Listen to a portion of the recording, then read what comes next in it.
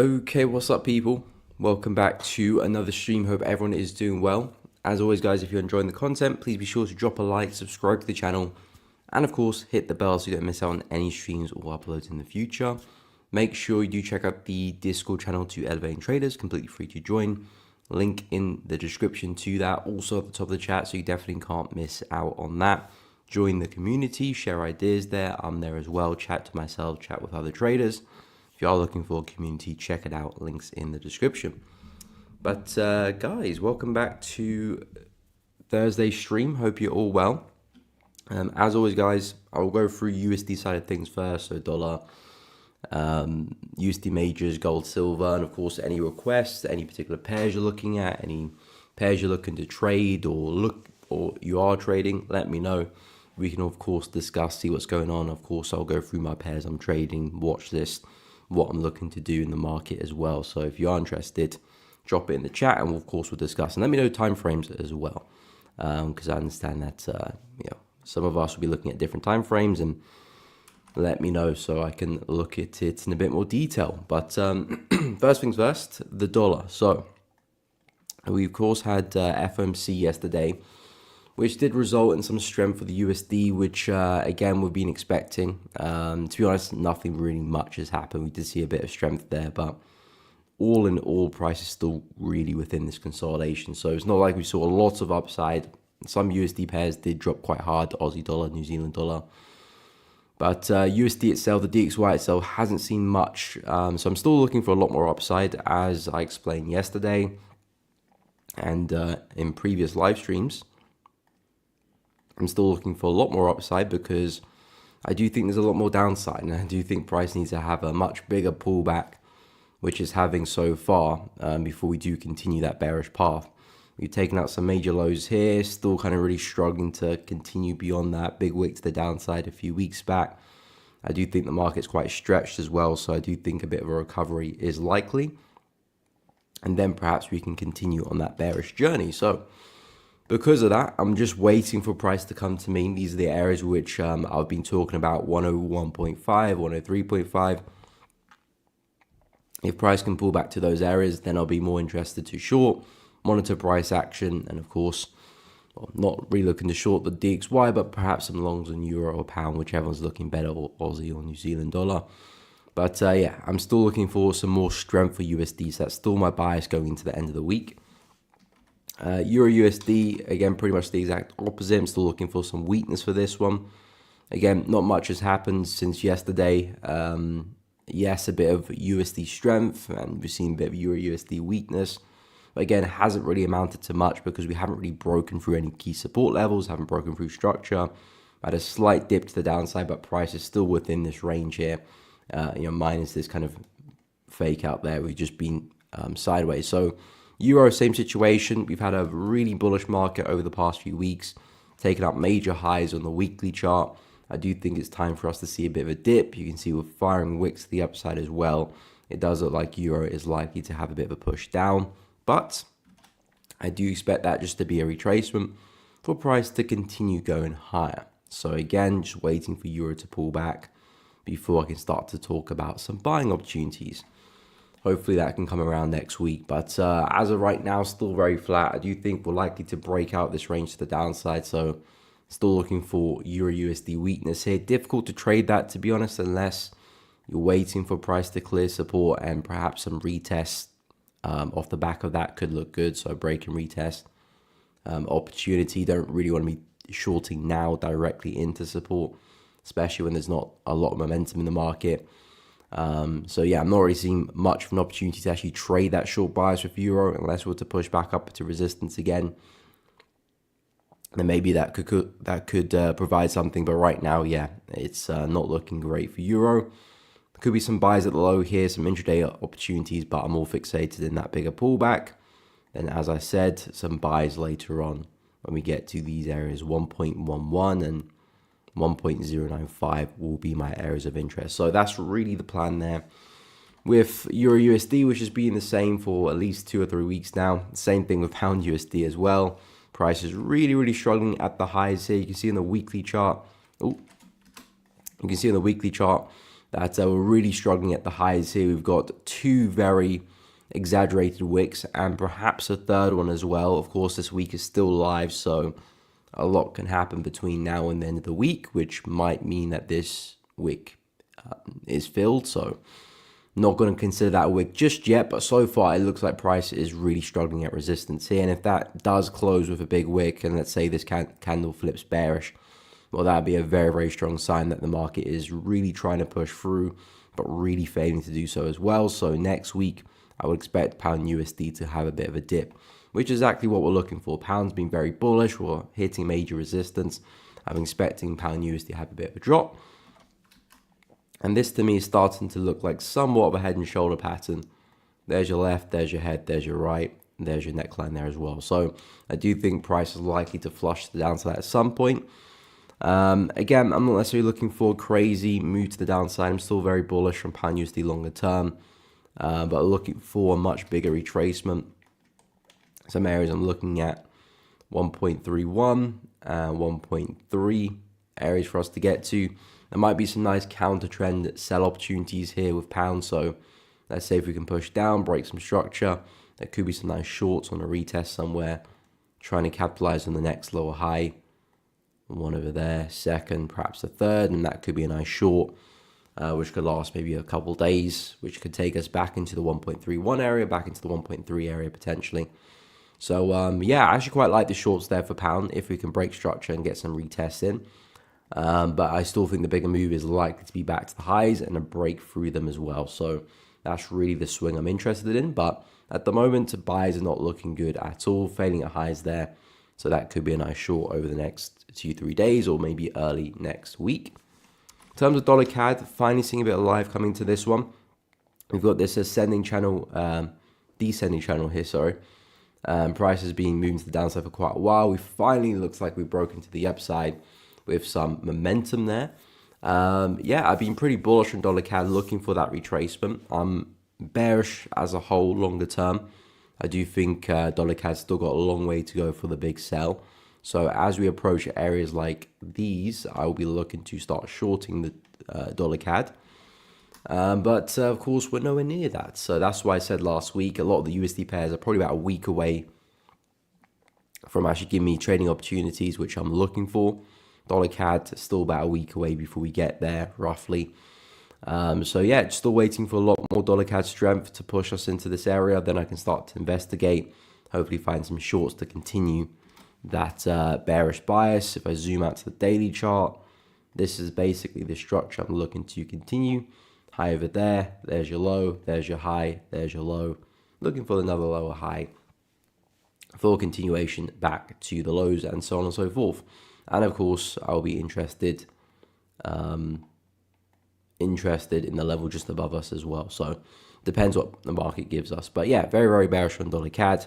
Expecting a lot more downside there too. But lovely breakout. There could be some nice buys here to look at as well.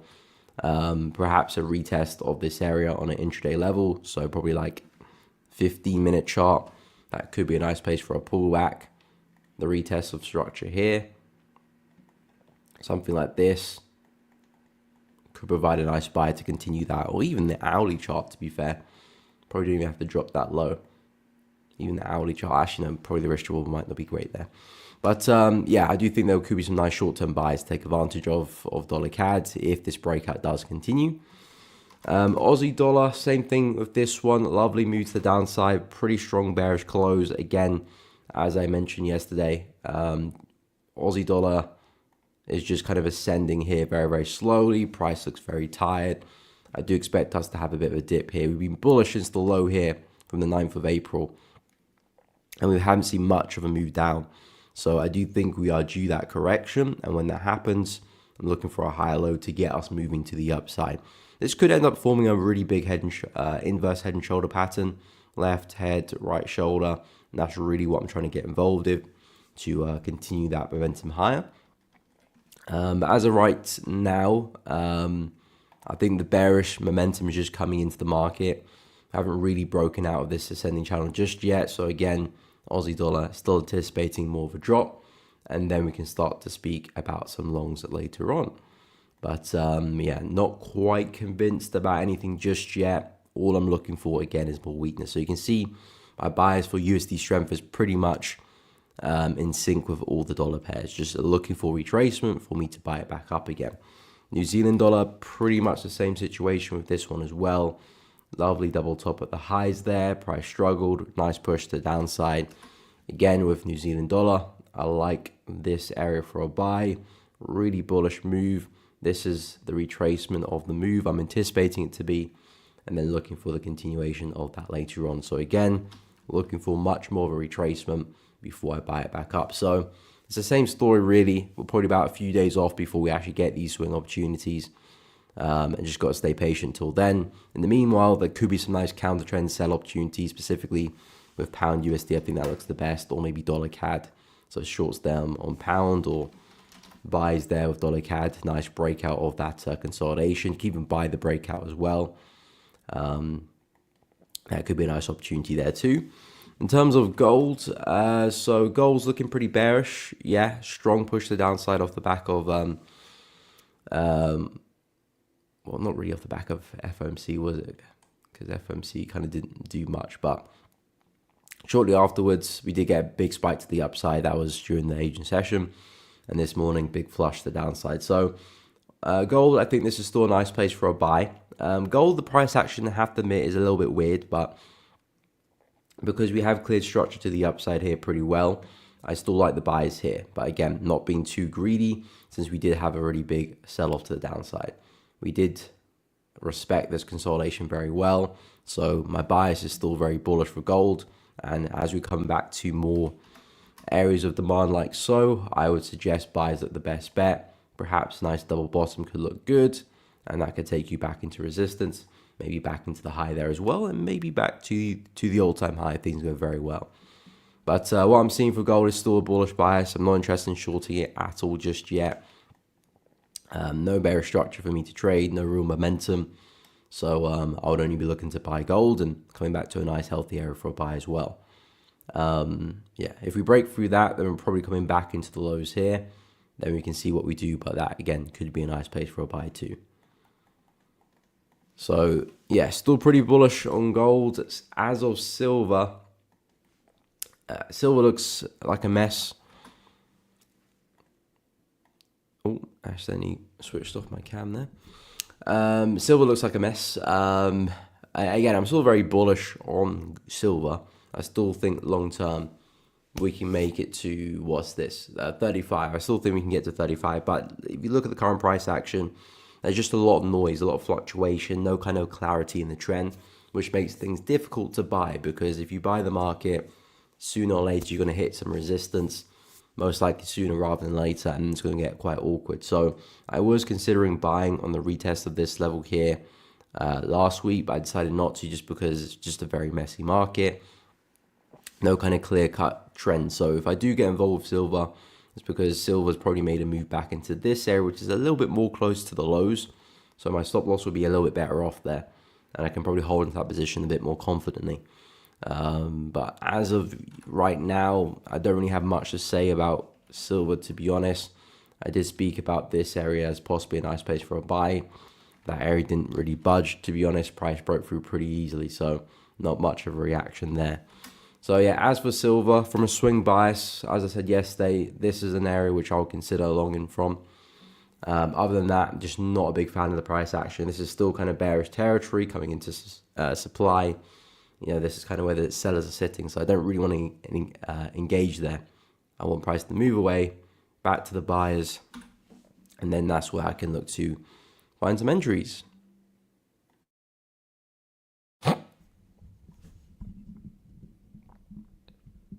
Excuse me. Where was I? So yeah, that's going to run out with USD. What's up, Ahmed? Welcome to the stream. What's up, Honey Debash? Welcome to the stream. Good morning from South Africa. Wicked. Welcome, welcome. Good morning, Rachel. Welcome to the stream. Hope you're well. Will you buy dollar CAD? Not really interested to buy dollar CAD, to be honest. Like I said, it's a nice breakout. Momentum's coming, but I'm more interested in the sell. So I want this bullish wave to keep going and hit my levels, and then I'll look to short it. But I'll go through dollar CAD quickly. Morning, Lauder. Welcome to the stream. Welcome back. Appreciate it. Thank you. Thank you. It's been a while. Hope everyone's been doing good. UJ, of course, we'll take a look as well. Ahmed, how's the trades going? Not too well, to be honest. We're stopped our break even at Aussie CHF. New Zealand CAD's about a smidgen away from break even, and Euro Yen's about a smidge away from break even as well. FOMC did me dirty yesterday. Pretty much all the trades in profit, but they're kind of all reversed. Well, I think Aussie CHF was reversing before FOMC, but after FOMC, we did see momentum going against me. So I'll go through them in a moment. Ben, BTC pumping, yes. I did have a look at that before the stream. BTC is flying. Interesting stuff. Is it going to push back to all-time highs? It might do. GM, what's your position size on gold trading on the 4 hour? Well, it depends on the stop loss size, but again, I don't really focus so much on my lot size. It's more focused on the risk on the trade. So I calculate my lot size based on my risk, which can vary as well. But as long as I'm risking the same for every trade, that's really the key thing. So like, okay, I'll just have a one lot size that I'll just use for gold or whatever market. It's always dependent on the percentage risk. Lord, I'm both in Euro USD and New Zealand Yen long, but I'm no longer sure about Euro USD long, but we shall see. We shall. I'll go through some of these pairs, by the way. They are in the brain. I will take a look at them. DT, what's up? Hope you're well. Got to work third shift this week. In the US. I'm so glad because I got to catch you live. That's good to hear, my man. Good to hear. Glad to have you on the stream. GJ, yes, we'll take a look as well. What's up, Philip? Good morning. Hope you're doing good. NAS 100 some weeks ago, and I've been smiling to the bank. I bought 18,366 and my target 20863. Okay, nice. We'll definitely take a look at that as well. But yeah, a bunch of pairs to get through. We'll go through dollar CAD first, take a look at UJ, BTC, and Euro as well. Then I'll go through my trades as well. But yeah, for dollar CAD, I'm not really interested in buying it. I'm just waiting to sell it. Excuse me. But I have to admit, it's a nice breakout on the 4 hour chart. Excuse me. Really nice breakout. We've been in this descending channel for quite a while now. And for the past week and a half, probably even longer maybe, we've been talking about price potentially breaking out, but it's just kind of slowly rolling over to the downside. But finally now we've seen the breakout. So this is kind of what I'm looking for in terms of, okay, we've seen the breakout, price is now likely to push to the upside. So I did suggest perhaps maybe on the 15-minute charts and pullbacks there, retest some structure could look good, or even just buying on the breakout. Not really one for that. I don't really look for break opportunities, but you can be a lot more confident that price is likely to push in your favor. And it's a situation, okay, you could have your stop loss potentially here, but if price starts to roll over and starts to do that, you could probably close the trade early, because at that point, if it does break back inside the channel, it's probably going to hit your stop loss anyway. So you can probably not even take the full loss there. But if you're looking for the retest, I would look for that as well. If I was looking probably in the 15-minute chart, dollar CAD to me is looking pretty bullish. But yeah, I'm looking to see if dollar CAD can push back to 1.405, and then perhaps we can start to speak about some shorts there. But the dollar CAD retracement is on, or at least I hope so.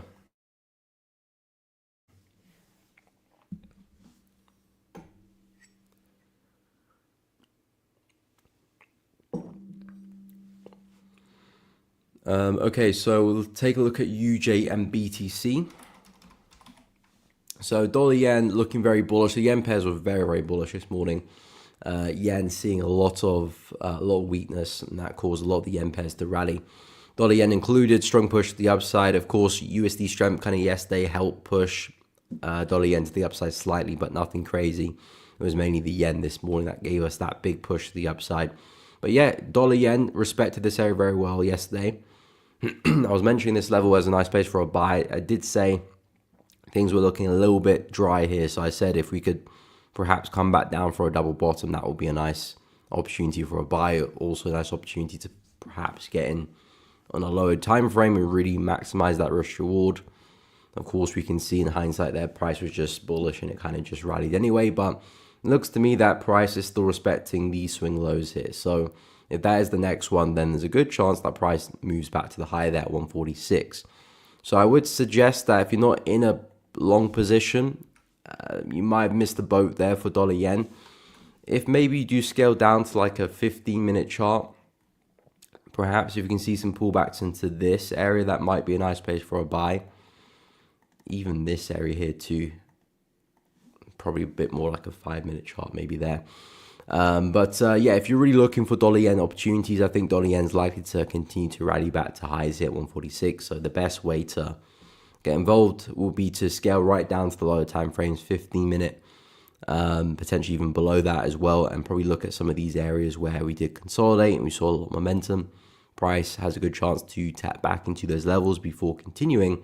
So that's probably your best chance of getting an entry. Of course, ideally, you would want to be back at the lows here, but that ship has sailed. So this will be the next best opportunity to take advantage of that momentum. But yeah, dollar yen to me still consists of the higher lows. So as a result, I would expect price to push back to resistance.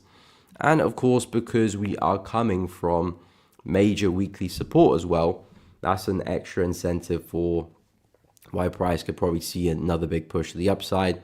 If we zoom out, look what price has been doing.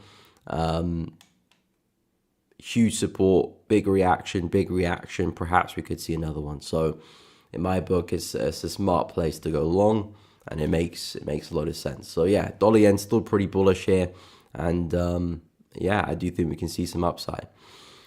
In terms of BTC, yeah, BTC looking pretty bullish this morning. Lovely push to the upside there, as we can see, looking very, very attractive. Yeah, it doesn't look like there's going to be a... It doesn't look like price is slowing down, and I think price has got a good chance to push back to the all-time highs, to be honest. Ever since we got that breakout, it was a confident one. And especially because sometimes we see price break out with Bitcoin, but the next couple of days you come straight back down, and that's just a sign of a potentially a fake out. In this case, we broke out and we kind of were just a bit flat, which was a very positive sign, because if we can sustain that momentum or sustain price at these areas, then there's a good chance that, okay, the sellers just didn't have it in them to push price back down, and we probably are going to continue. And it looks like we are seeing that continuation. Of course, this day is still young, still got 14 hours roughly before it does close, or is it 14 or 12? Anyway, it's got many hours before it does close, so it's got a while before that happens, so a lot can happen. But again, even if it does pull back, we kind of just stay within this channel here a little bit. But even with that, if it does eventually retrace back to these areas, I think these are smart places for a buy for Bitcoin to take it back up again. But yeah, Bitcoin looking very bullish. I say if you can get a strong breakout of this ascending channel here, perhaps a retest of the high could look good on the lower chart for continuation. But yeah, BTC looking good, and all-time highs 107.5 could be a target, and maybe new all-time highs as well. Maybe new all-time highs too. Okay, so I'll go through Euro USD for Lord. I'll take a look at New Zealand yen as well, and GJ2, and then we'll go through NAS as well for Philip. Blessing, yes, we'll take a look at Euro yen as well. Currently still just about short on that one, although my break even is being threatened as we speak. Okay, let's take a look at Euro USD. So yeah, Euro, I do like this to the downside. I'm still very bullish on Euro, so I'm not actually interested in shorting it. I don't really actually see a good short at the moment. I said earlier in the stream that maybe if you do break through support here and retest it on a lower time frame, that could be a nice opportunity to short Euro USD. But quite frankly, we've kind of just been moving sideways for quite a while now, and support here is holding. So I wouldn't really want to be shorting directly into that. But yeah, not the biggest fan of the current price action for Euro, but my main thinking with Euro USD is that the market's been so bullish, it's taken up major highs. Looks like we're tiring, looking to fatigue, and perhaps we could be looking at a pullback before we do continue higher. So I'm just waiting to see if euro can push down back to some of these areas where I can look to find some buys and perhaps another higher low. So I'm still overly bullish on euro, but I do think a pullback is likely. It's still at support, and perhaps we could still bounce from there and still see a rally there. But I would like price to be a bit more stretched to the downside before I do anticipate some buys. So hopefully euro can push down because I like these areas for a buy. But yeah, I am still pretty bullish on euro, just not a big fan of the price action at the moment. In terms of New Zealand yen, so this one didn't see as much upside. I think that's because NZD is also a little bit weak as well. So you got yen being weak, NZD being weak as well. So not much of a reaction compared to like dollar yen or euro yen or pound yen. But yeah, New Zealand yen longs I think do look good. Someone yesterday mentioned New Zealand longs as well. And I suggested if price can come back to an area like this would be a nice place for a buy because we are still very consistent with these higher lows here. And if you tap back into this level, that would be a nice place because you'd be kind of back into bullish territory, put a nice stop loss in, might flush out some early buys here as well. And that could be a nice place for a buy to take it back into the higher. But at the same time, we're doing a pretty good job at respecting support here. So this is also not a bad place for a buy. And if it does fail, you can always look for a re-entry a little bit lower down as well. But yeah, in my kind of eyes, New Zealand yen still looks very, very corrective. So I'll be careful as we approach highs here that selling pressure doesn't come in. But yeah, I think if you're looking for a push back to highs here for New Zealand yen, I think that's a good bet. Perhaps some resistance here as well, 86,600 as well. Nothing too crazy. Looks like support is doing a pretty good job at holding. If that can keep up, then yeah, you could probably see a nice swing.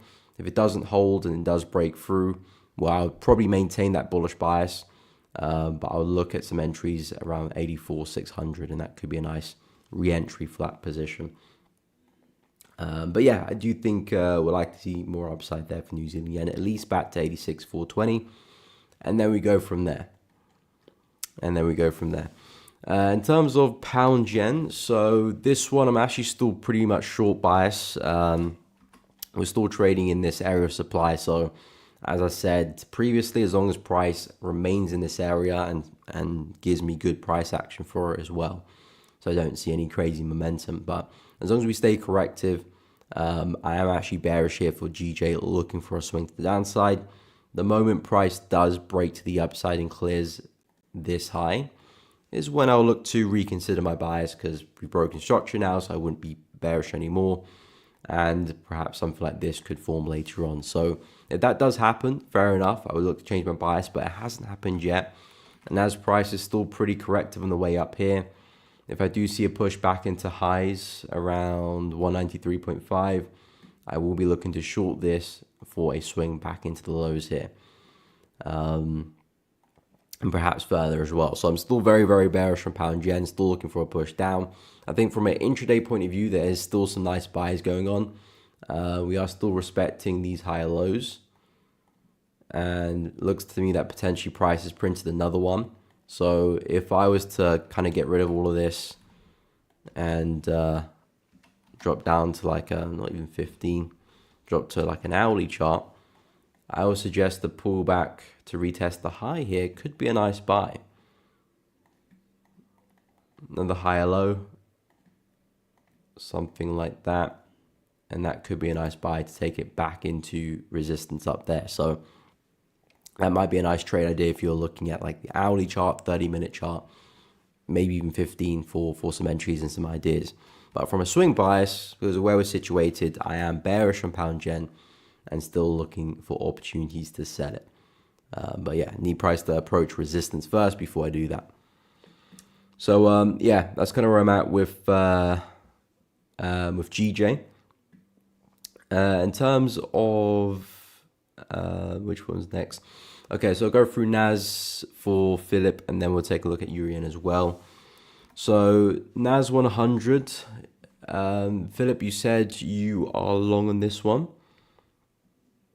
18,366.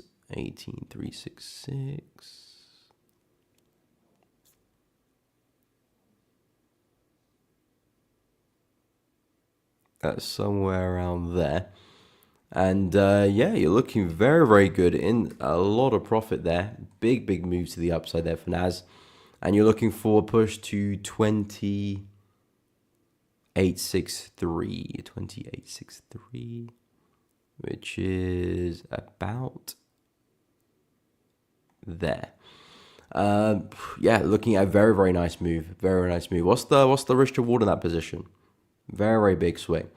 To be honest, if price does take up this high here for NAS, let me get the 200 in there, see where it is. Yeah, if price does take out the high there, of course it'll probably take out the 200 as well with it. At that point, I don't see much stopping NAS getting back to the highs here, all-time highs. If NAS does successfully take out the high there, and of course the 200 with it, I think there's a good chance price does rally back to 250, which is the all-time high for NAS, and perhaps we see the other indices continue along with that as well. So yeah, NAS is definitely looking quite bullish. Of course, right now is definitely coming into some obstacles right now. This is the high which gave us the sell, so this is kind of a make or break area. If price does perhaps sell off from here, well, it could be an area which does tank. If price does successfully break the highs and break above the 200, well, that makes us very, very bullish on the market. And I'll just be expecting something like this all the way back to the highs there, really. So, yeah, very interesting spot right now for NAS. Definitely bullish on the lower time frames, but I would be careful as the area we're trading in is definitely a massive area of supply. And of course, did fund this move to the downside here. So it could be cause of more sellers jumping in and price potentially rolling over. But if this momentum sustains and we see a strong break through the high, maybe a nice daily candle close, then we can scrap that bias and start focusing on more upside and perhaps the push all the way back to the all-time highs as well. So it's definitely a make or break area for me. We'll see what NAS does with that. But at the moment, looking pretty bullish, but we'll see what we do at the highs there because things can change very quickly. So yeah, in terms of euro yen, so I've been pretty bearish on this one. I was shorting this last week, but momentum has well and truly reversed against me.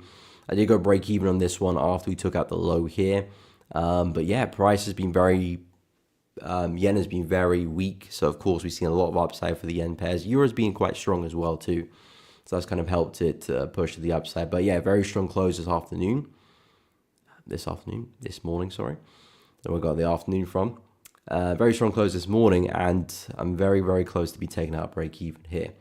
If euro yen does continue to push to the upside and take up this high here, then I will back away completely from that bearish bias. Not per se in the long run, because I still do think price can roll over, even if you push back to resistance up here. But in terms of the bearish structure, I've been looking to follow, that structure is not going to happen anymore because, of course, we've taken out structure there. So I will keep a very close eye on euro yen. It's probably going to take me out break even. I'm just going to let price do its thing. But if it does continue and push through the high there, well, then I would definitely hold off looking for any entries to take this back down again. But at the moment, looking very bullish, and perhaps there could be some lower time frame buys around this area on like a 15-minute chart, coming back to that area of demand, retesting that. That could be a nice opportunity for a buy there as well. But in terms of my position, it looks like we're about to get taken out break even here. Very aggressive move this morning. Where was I? DT or serious question: does the seasonality during November, December cause streets to take longer than what they would normally take during a normal month like March or April?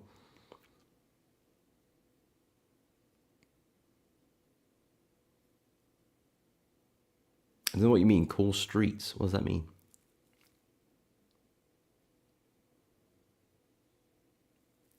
Yeah, I'm not too sure what you meant by that, DT. What's up, Stephen? Welcome to the stream. New Zealand yen. Yep, we just had a look at it. Let me know if there's a particular time frame you want me to look at. Thank you, Poppy. Appreciate it. If you guys are enjoying the stream, please be sure to drop a like. It does really help out, of course. Make sure you do subscribe to the channel as well if you're enjoying the content. And of course, hit the bell too so you don't miss out on any streams or uploads in the future.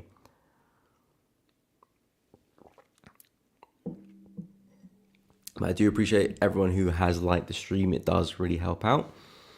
Lockdown, I'm doing good. Thank you. Hope you are well too. Yes, I can take a look at the DAX, no problem. Do you think we will see a pullback? Last time I looked at the DAX was yesterday and it was looking very bullish. But yeah, I can always expect a pullback. But yeah, I'll take a look at it for you. Jay Huntley, what's up? Any chance you could look at XRP? Yes, I will take a look. No problem. For a buy opportunity, no problem.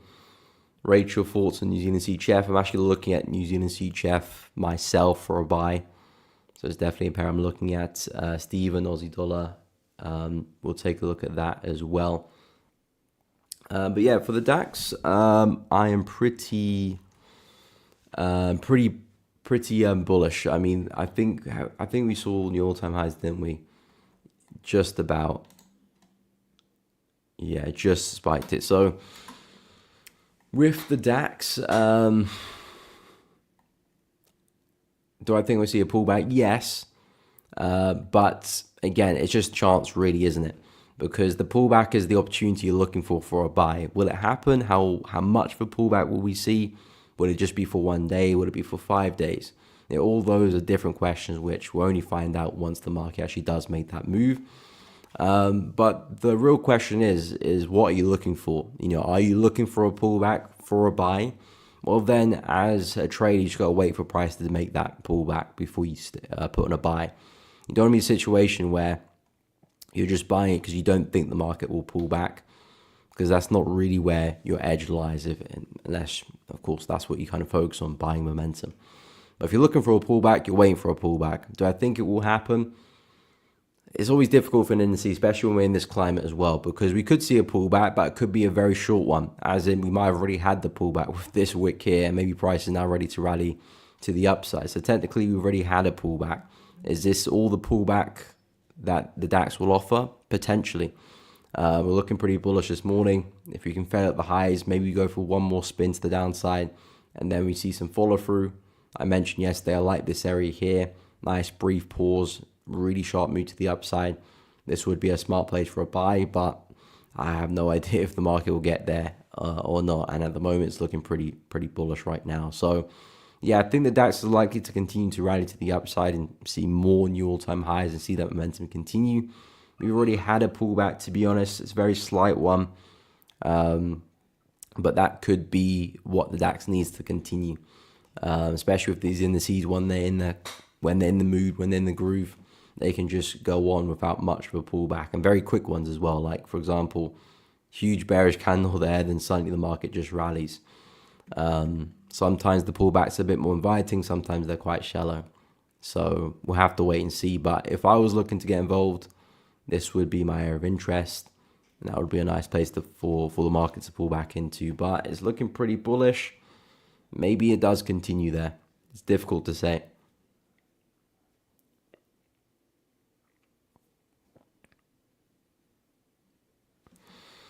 So yeah, hopefully that made sense. So I'll take a look at XRP next, and we'll go through New Zealand CHF and Aussie dollar as well.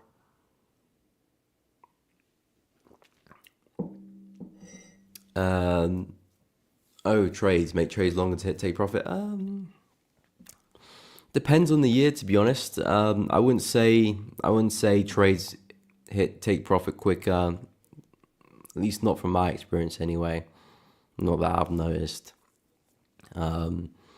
Yeah, because some years you have a very kind of volatile summer based on whatever is happening in the world, and things become very, very aggressive, and you get massive moves very quickly. Sometimes you get them at the end of the year. Sometimes you get them at the start of the year. It depends what's happening around the world. Maybe there is some correlation, but it's probably a slight one because I haven't really noticed it, to be honest, in my personal trading. So I think by default in the summer there's less volume because there's less participants. People are on holidays, vacation. So maybe, but it's not a situation where it's a big deal to me.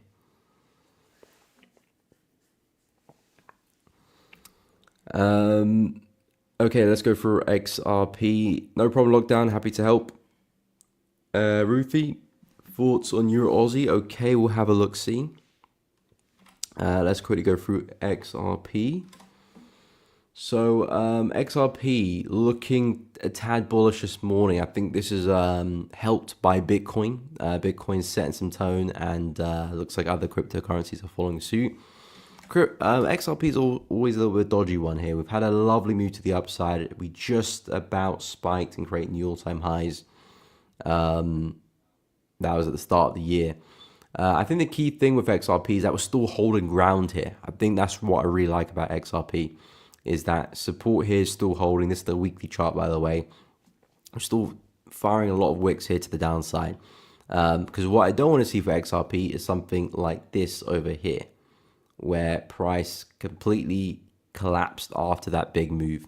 Even equally over here as well, we kind of steadily consolidated and then we collapsed and broke support. As long as we can kind of stay above this area, I think another big move can happen and another rally can happen. The moment I see XRP starting to break through and put lower highs in, well, I wouldn't be surprised if we start making our way back down to these areas, which is just not bad per se, because it could be price getting ready for another rally. It's just we're going to have to wait for a whole bearish cycle to happen, which could take a year plus. Yeah, XRP I think is still at a nice place for a buy. In terms of it depends what time frame you're looking at, really. Because would I buy it there? Probably not. I would wait for like another flush to the downside.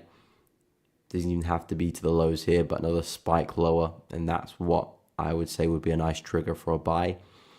Because as we push up, we got resistance right above our heads here, and that could invite some more sellers into the market or push price lower. So yeah, I think XRP is altogether in a nice place. This area here where we've seen numerous wicks and just basically price holding. Big psychological level of 2 really looks like it's holding, doing well. But in terms of a solid buy, I would wait for a flush down, because that will give you the best entries and best opportunity for price to swing back to the upside again. But yeah, I wouldn't necessarily say a buy now. You can do, it just means that I would probably have a lot bigger of a stop loss than I would have wanted. But yeah, I'm liking XRP. As long as we hold to this level here, I do think we can go through another rally. This to me looks like price is kind of squeezing in this descending channel here a little bit. And if you can see that breakout, clear that channel, I think we could be on something for XRP and maybe a push back to the highs. Good morning, Yusuf. I'm doing good. How are you? Welcome. So yeah, New Zealand CHF, a pair I'm looking to buy, because I was taking out break even for Aussie CHF. So now I'm out of CHF. I'm looking to see if I can get back in. My Aussie position yesterday was, well, I ended it last week, but my entry was there. Stopped just below the low. I went to break even after price took up the high here. So there roughly is when I went break even. Price was rallying in my favor, but we turned it around. CHF was quite strong yesterday, and that did take me out break even. So I'm still bullish on Aussie CHF, because the plan is still the same. Expecting price to push back into this zone here. We're coming from all-time lows. I do think we'll see a nice bullish structure to take us back into there. It just means that this position wasn't the one to do it, or at least with the way I managed the position. So I'm still looking for buys here for Aussie CHF. Perhaps a nice little double bottom can form here to give us another higher low, because we've been pretty consistent with them. And perhaps that could give me another entry to get involved and take it higher. I also like New Zealand CHF. I feel like that's probably a better buy at the moment, because there's a really nice level of support here. If price can push back down, respect that area, that would be a lovely trade. I probably will look to focus on New Zealand CHF instead now, because that to me is a better trade setup, a better place for a stop loss. And I'm expecting us to eventually push back to the high there. So risk reward is still looking pretty attractive as well. at the very least to push back to resistance there, which is still probably a favorable risk short opportunity. So New Zealand CHF still very bullish on. I know people will be talking about the sells because the market is bearish. We've been falling to the downside forever. So sells make sense, and we're still kind of finding resistance here and spiking to the upside. So I do get the sell bias, but again, as we're coming from all-time lows, if I zoom out to the weekly chart, you can see every time the market does create all-time lows, it does tend to push up. So that's why I do think the bigger move right now will be a push to the upside. So I'm more focused on the buys right now. And if I can see price hold support here well, I will look to buy. If price does push down and takes out this low, I'll stand corrected. Perhaps you might look for another sell-off. But for now, still pretty bullish.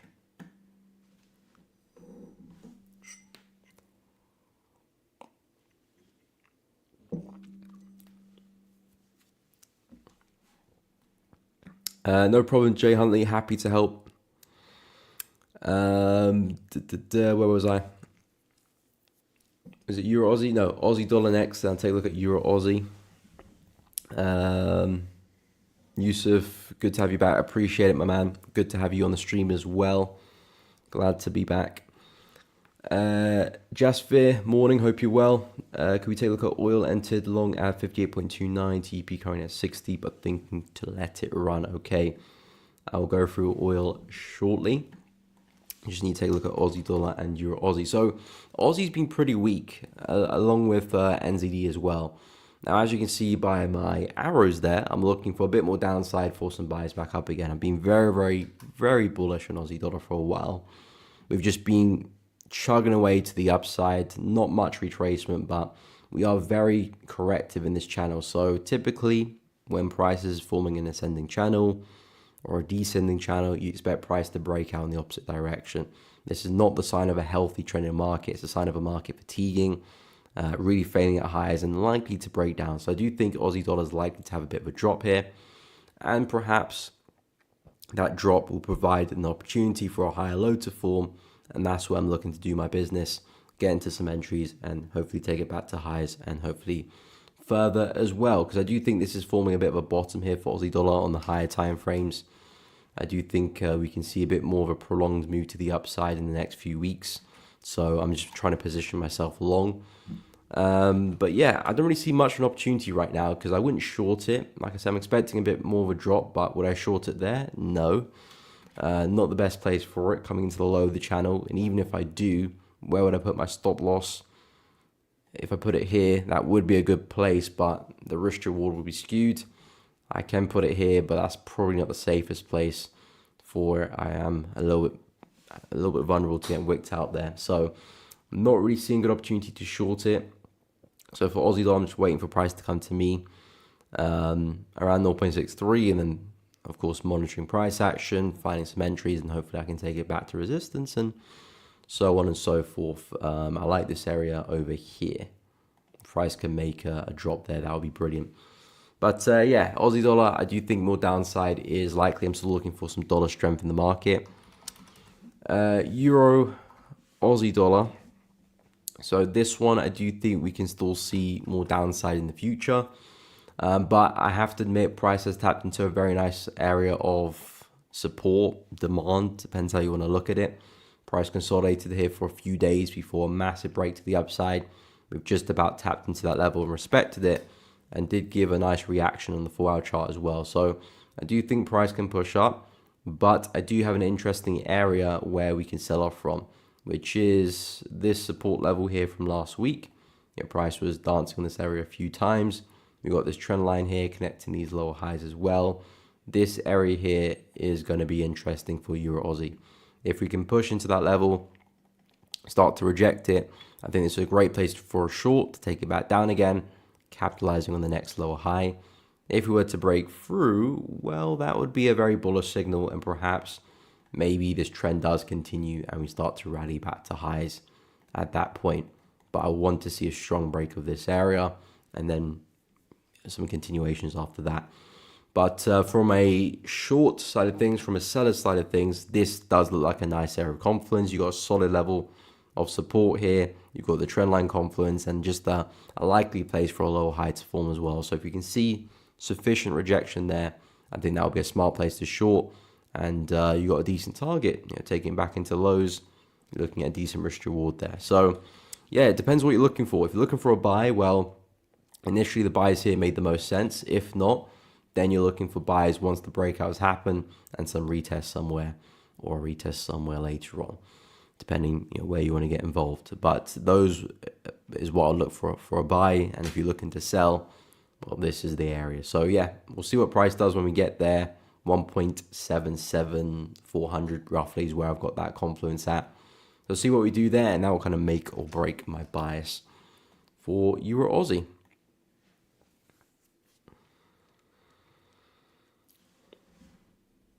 Okay, so yeah, we'll go through oil next.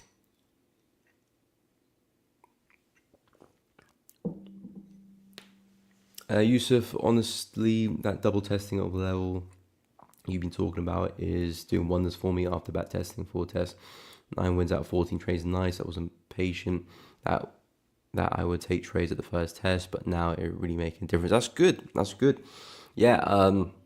Yeah. The double bottoms, double tops, are very, very powerful patterns as well. Because if you think about it, what you're saying is, okay, if price gets to this area, I'm not looking to buy or sell straight away. I'm waiting for price to come back and retest it again, which not only confirms the strength of that level where you're buying from, but it also means that, anyone who initially got into the trade, at a level, if it was a double top per se, what you often see is price will spike through the high and then come back down. And that little spike there, which is what will give you the double top, but probably would have taken out a bunch of order just above the high here, which would help flush the move to the downside. So you're kind of missing that kind of fake out. You're trying to get involved after the fake out, which just puts you at a better pace overall. There will be some times where price will get to a level and bounce on the first time as well and just, absolutely drop or fly, depending on the direction. So there will be times where price tests a level just once, kind of like here as well, and it might just push off from there. So there will be times where that happens. But again, as a trader, you're not here to take advantage of every opportunity. You want to find precision, you want to find accuracy. And that's what you want to focus on. And when you get opportunities of good quality, you want to pounce on that. And double bottoms, double tops at the right places. I'm not saying buy every double bottom, every double top. Absolutely not. You need confidence, you need direction to trade them well. But they do provide really good opportunities, and they make a lot of sense behind them, why they make good opportunities as well. But yeah, good to hear that. Good to hear that. I think focus a lot on that, double down on that. You can really build a nice entry strategy from that as well. And especially in FX as well. FX, we tend to take our time in things. It's very rare in FX we just bounce from a level, and just do this and just kind of have pinpoint turnarounds. If you just look at price and how it moves, most of the time, double top there, double bottom there, double bottom there, double top there, double bottom there initially, eventually another double bottom here, another double bottom there. Okay, there we broke through, didn't work there. Okay, there was a pinpoint, there was a pinpoint. Okay, that was a pinpoint, that was from the news there as well. Here we consolidated, then turn around. There we kind of found a lot of resistance, then turn around. There was support as well. And this is just me eyeballing it as well. There we come back for another test, another double bottom there as well. Another double top there too. So you can see that looking at price actions, very rarely we kind of just pinball from level to level. We kind of either consolidate, test it a couple times or 3 times potentially before we do move around. Of course, don't get me wrong, there will be times where we just bounce once and then fall. But I would say that's not as common. And it's more difficult to capture those opportunities as well, especially if you're going to go to like a lower time frame and refine your risk. Could run into trouble a little bit more often, but there are opportunities there as well. So don't want to talk down on that. But let's take a look at oil. So yeah, with oil, do you say you're buying oil into the long? Okay, 58.29.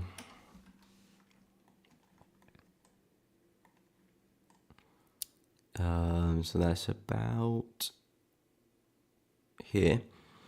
So, excuse me, you're long from 58.29, TP currently at 60, but thinking of letting it run. So 60 back at the high per se, but you're thinking of letting it potentially run through that. That just comes down to management, really. I think you're at a nice place where it could run because you're coming off a big low like this, and perhaps price does want to, turn around from there. So there's that potential where we perhaps could run back to resistance here, 64. So there is that potential, but I always say, whatever your management plan is for a trade, you want to respect that as much as possible because that's where you find consistency. If you've got a feeling that, okay, this trade might run, that's fine, but make sure you do take a bulk of your profit off at your original target, just so you can say that, okay, I'm following my plan, I'm doing what I said I'll do. If you have that feeling or that intuition that says, okay, this one could go a lot further, I'm positioned well, entry's good, on the higher time frame it makes sense for us this one to continue, that's fine. But I wouldn't hold full position, especially when you originally had a target for the trade, because the worst thing you could do is hold for a bigger move and eventually comes back against you and you're like, okay, why didn't I take profit at 60? And that's where the hindsight bias comes on. So I would suggest locking gains at 60 because that's what you plan for. But yeah, I would suggest this is at an area where it could go a lot further. Price is quite overextended. We've taken up major lows here.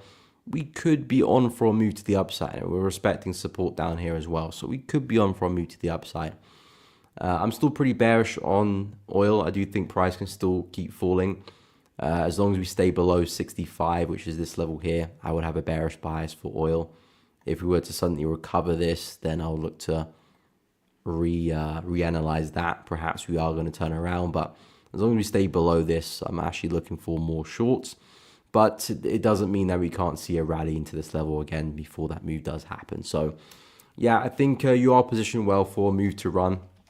But I would suggest locking gains at the high, and especially because where you've entered, it's not like you've entered down here where it's like, okay, yeah, I think that makes a lot of sense to let the trade run, because not because we've seen it already move, but because you're positioned right at the low here.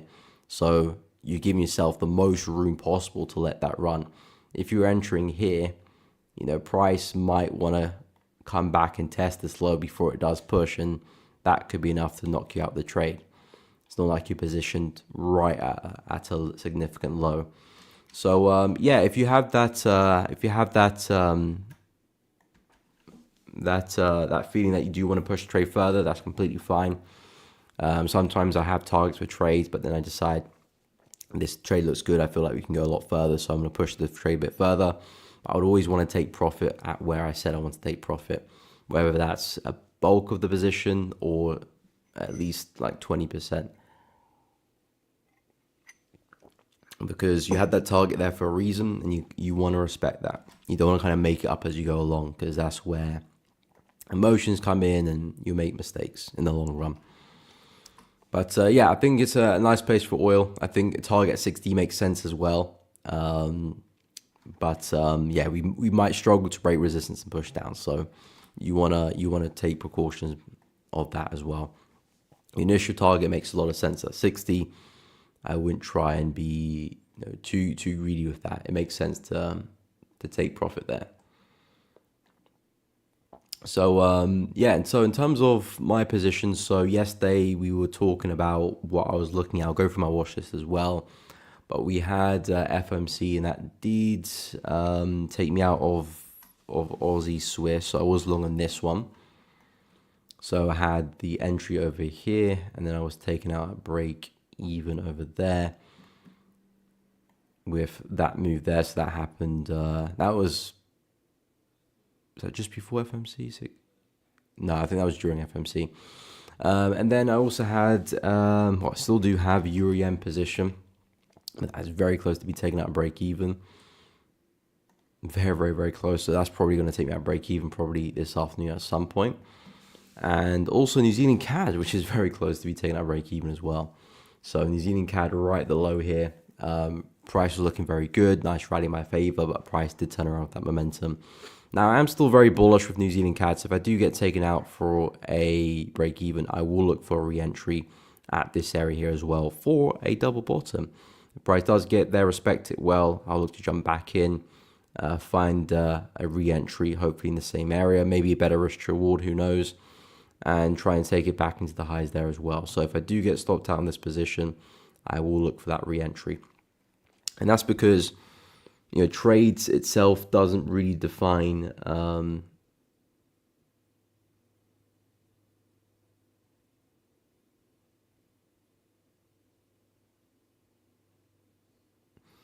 okay, let me remove that comment. Don't know what that was about. But yeah, trade itself doesn't necessarily define the opportunity, because you get stopped out break even, you could take a loss, but doesn't mean that the move you expect to happen won't actually happen. There's been many times early in my trading journey where I would take a break even or take a loss, and then I would just kind of scrap the idea and just move on to the next setup, but then come back in like a week's time and see that, okay, the swing actually did play out, but I wasn't there to take advantage of it. And that's because I've been discouraged by the break even or the loss, that I didn't look for a re-entry. And that's a key thing that a lot of people potentially get trapped in. Just because the trade is a break even or loss doesn't mean the idea is not going to work. It might just mean you have to look for a re-entry. So that's the situation I'll kind of find myself in for New Zealand CAD and for Aussie CHF as well, because I'm looking for re-entries there at the moment. But I might shift over to New Zealand CHF just because the risk reward might be a bit better there, and I think the price action is a bit cleaner. But still, if I don't find anything on New Zealand CHF, I will be looking for another entry to take it back up.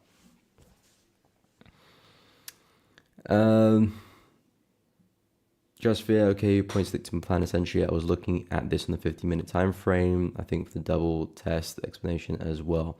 Okay. Yeah. I mean, that's just my advice. I think stick to the plan is always the best decision to make, because even if something's wrong with the plan, well, then at least you can then go and amend it later on and try and, you know, better the plan. But if you have a plan, that could be a really good plan in general, but you keep deviating from it because you feel like this trade might run or this trade won't, well, then it's always going to be trading's always going to be a bit stressful, because you won't have that kind of foundation to rely upon. And if things are not going well, you kind of don't know where they're not going well from. So yeah, I'll always stick to the plan. But there's nothing wrong with letting trades run. I feel like that's always a good thing to do. But if you have a target in mind, always look to take some profit there. It could be a small chunk or a big chunk, but look to book profits. That way you can at least tick off that trade as follow the plan, did what I said I'll do, whilst still, you know, looking for the bigger move. DMAR, Euro CHF, I will take a look, no problem. I think I'll go through your Euro CHF and then I'll go through my watch list for the remainder of the week. So Euro CHF, haven't really been a fan of this one, to be honest. Price actually been a bit weird. We've been trading at all-time lows for a while, and in fairness, we've been respecting it pretty well. Price has been trying to break through support numerous occasions. We formed this all-time low, by the way, if I zoom right out to the monthly chart. You can see we haven't been lower, or at least going back to 1972. So it is pretty much the all-time low here. So as we can see, price has support here. We formed it once, tested it again, tested it a third time, tested it a fourth time, and still that support is prevailing. Now, price potentially could turn around from here and we could see a push up. It could, of course, break out, which could give us another flush to the downside. But even if that was to happen, if you were to break to the downside, I would expect a pretty quick recovery and push back up. Because what I'm seeing right now is that price is running out of steam a little bit, and we're sort of moving in this kind of descending channel here. So if we were to see a break to the downside, I would expect a bit of a flush and then a quick recovery as well. So I think the buys are the bigger move with Euro Swiss, but I think the better buy would actually be waiting for something like this to happen, because I think there'll be a lot of people positioned here, a lot of stop losses under here, and we could see a big flush of all of that, and then that could be the nice buy to take advantage of, because all the early buyers have been taking out their positions, and now we can potentially see price flush to the upside. So that's kind of what I would be looking for Euro CHF, and that's what I think would be a very good opportunity. At the moment, we're kind of just sideways, testing support, not really seeing much. Drop to the 4-hour chart. This price action looks horrendous here anyway either. We saw a bit of a rally, didn't really amount to much, and now we're very corrective on the way back down here as well. So personally, I don't really see a good opportunity at all with Euro CHF. Intraday swing, nothing that entices me at all. Nothing that I could even say, hey, this could be a nice idea. I don't really have one right now, apart from that big kind of flush to the downside and the buy later on, but we're at least a week or two away from that happening, even if it does happen. So Euro Swiss, I don't really have much to say. Let me know what you're looking at. If you have an opportunity you're kind of looking to trade, let me know. But yeah, I can't really see much of an opportunity on Euro Swiss right now. I think CHF just looks a bit strong, so perhaps we could still see some downside, but nothing that's looking interesting, to be honest. So yeah, not much to report on for Euro CHF. But yeah, in terms of the watch list for me, so still very much keeping a close eye on pound yen shorts. Now that looks like price is approaching resistance again. I do still want to take pound yen to the downside, and 193.5 is still going to be my area of interest to take that short. And if things go well, hopefully a swing back to support here. Again, I'm not looking for anything spectacular. I'm just looking to try and ride waves in the market. I'm seeing clear lower lows and lower highs here. And if that is going to continue, I want to be a part of it. Simple as that. And this is a high probability area of where another lower high could fall. Whether it does or does not, that's up to GJ itself and has no business with me, quite frankly. All I can do is map out areas where sells look good, map out areas where buys look good, monitor price action in those areas, and if shorts present themselves or longs present themselves, make sure I'm there to take it. If it does play out, we're looking at a very good risk reward back to the lows. If it doesn't, we'll take the loss, and if price does break structure here, I'll look to switch my bias around, because at that point, that's a break of structure. That would make me pretty bullish, and I'll take some longs off the back of that. But until then, still with the short bias. I think some nice intraday buys there could look good to ride it back up again. But for myself, again, for my watch list, I'm looking to take this down. But yeah, need this to be back at resistance first. So G-Day shorts look good. I'm also looking a lot at the USD pairs now. So as we're starting to retrace, dollar CAD becomes interesting. Hopefully that can continue to push the upside. 1.405 looks good for a buy. Aussie dollars are becoming interesting now as well. Hopefully that can continue to sell. 0.625, 0.63 looks interesting for a buy back up again. New Zealand dollar, this looks good for a buy as well. If price can get back to 0.585, I think that'll be a great place for a buy. Take it back to resistance and beyond that as well. I'll probably say those are the main USD pairs I'm looking at. Euro looks okay, but I prefer those three. But again, similar idea, looking for a push down, higher low, take it back up again. In terms of CAD pairs, well, I'm still just about in NZD CAD, so I'm just going to wait out that trade, see what happens. If I do get taken out of break even, well, I'll look for a re-entry, and hopefully I can take it back to the upside. In terms of the CHF pairs, I'm still going to keep a close eye on Aussie Swiss. If this one can push into this kind of area, give me a nice reaction, maybe a few wicks, I'll look for a re-entry. And again, same as before. First target's back into the high, but I'm looking for a bigger swing into that range there. So it's still very bullish on Aussie Swiss, but I'm also looking at New Zealand CHF as well for a buy. If it comes back into support here, sees a decent reaction, I'll look for some entries there. And again, at least targets back into the high, but I do think we can go a lot further there as well. And that pretty much summarizes the pairs I'm looking at. I'm not really interested with, actually no, Euro Aussie as well. I forgot about Euro Aussie. Euro Aussie shorts at this area here too. Depending what we do, I think that'll be a great place for a short. So yeah, those are the pairs I'm interested in at the moment. No problem, Demar. Yusuf, gold, yep, we'll take a look.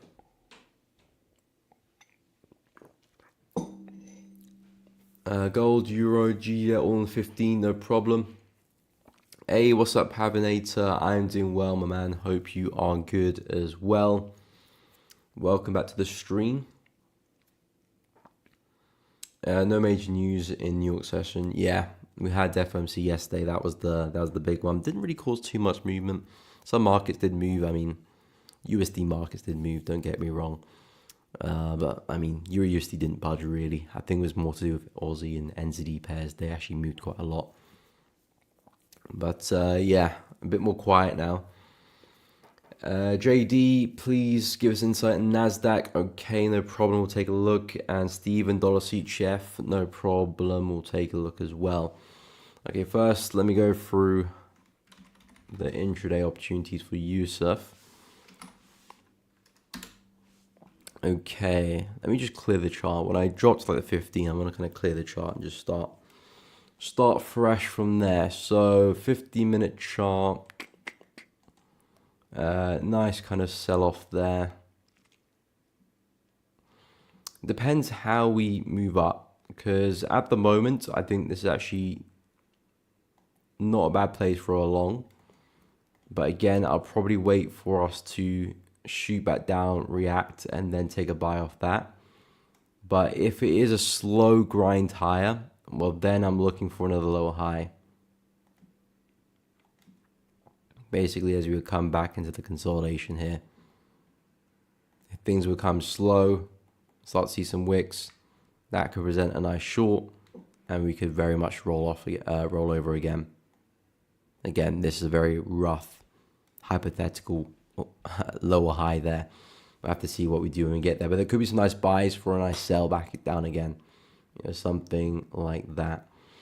So, yeah, with the 15, I think we're in a nice place for a buy, for a push up. This is where a lot of momentum came from previously. Nice consolidation, big rally to the upside. We're there again. So I do think buyers will step back in. And you could see price push through. But if things look, if price is looking like it's really struggling to break through resistance, seeing some wicks, double tops, maybe a bit of a fake out, exaggerated wick, that could be a nice short bet, take it back down again as well. But as of now, this is probably something I'd focus on. In terms of Euro USD, so Euro USD, again, let me just scratch the drawing, start fresh. Yeah, this is looking awful on the 15, I must admit. Coming into support at the lows here. But the key thing is that we're lacking momentum right now. So yeah, I wouldn't really be looking to do anything on the 15, to be honest, because I know we're forming these lower highs here, and we're thinking, okay, maybe price is getting ready to break structure. Maybe we might form another lower high. Maybe from there we might go and break to the downside. But at the same time, we're back at major support, which gave us a big push, and now we might actually see price push back to the high of the resistance, which is around there again. So basically, what we've got is a range, and if you're looking to trade within the range, then I would suggest if maybe you can get another spike to the downside, that might be a nice place for a buy to take it back up again. But that's the best I can see for Euro USD on the 15 is basically some range play. Hope that we can see a solid rejection at the lows there. And that would be a nice place for a long. Other than that, I don't really see much of a good opportunity because again, really what I'm looking for is momentum. I want to see momentum. I want to see direction. I want to see a trend. I want to see clear highs and lows. If I can see that in the market, well, I can develop an edge from that. I can develop opportunities. If the market's flat, not really seeing much momentum, that's a market to stay away from. Not that you can't find edge in this market, but I'm talking from a personal standpoint. That's kind of the opportunities I'm looking for. If the market's flat, then the best opportunity I can see is always just operating right at the extremes, so right at the lows, which is here, right at the highs up there. That's the best place for opportunities if they do play out. So yeah, that's the best I can see there for Euro. And in terms of pound yen, on the 15, Let's clear that, drop to the 15 as well. So yeah, on the 15, so we do have a bit of a trend here. So I like the structure here a bit more because I do have a trend. It's not the most, it's not the cleanest trend or the trend with the most momentum you will ever see, but it is a trend nonetheless, which is better than no trend, of course. So yeah, on the 50-minute chart, we have left behind a nice high over here. Ooh, did not mean to do that. We have left behind a nice high over here because we've had this rally, which is of course broken structure on the left here a long time ago. Price was in a really nice bearish trend, but since this low, we broke structure, creating a new high. Then we pushed up, we create the high here, a new big low, and that gave us a swing to the upside with relatively nice momentum as well. So I wouldn't mind looking to follow that bullish leg. And I would suggest if you can see a correction and the push down, that could be a nice place for another higher low. So 1, 2, and then 3. And that could be a nice trade back to resistance here.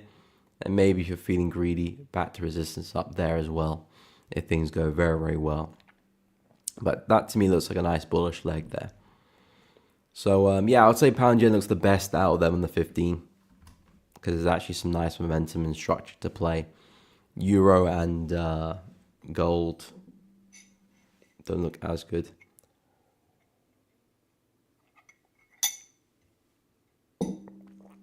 So yeah, I hope that made sense. We'll go through NASDAQ next and dollar CHF. Aussie dollar has gone down. Yep, I saw that. Aussie dollar big move to the downside. Looks like Aussie weakness coming back into the market. Of course, USD strength here a little bit as well. Planning on a buy re-entry 0.62. Let's see how that plan goes. Okay, nice. I'm looking at buys as well. I'm looking 0.63, 0.625, even 0.62 to be honest. If price gets 0.62, I'll definitely be looking to buy. But I think we're looking at a similar idea there, Pavnator. Andrea, pound USD intraday as well. Okay, let me go through a few of the requests first, and I'll take a look, Andre. And Tony Gold, DXY, no problem. We'll take a look at that as well. So first things first, NASDAQ. So with NAS, we're at a make or break area. My bias is at the moment still by default bearish because this is our lower high, which gave us this low. So in terms of the laws of market structure, for us to be bullish, we must take out this high here, which we haven't done yet. And also for added confluence, we've got the 200, which is always a pivotal moving average for the major US indices. A lot of people do pay attention to this.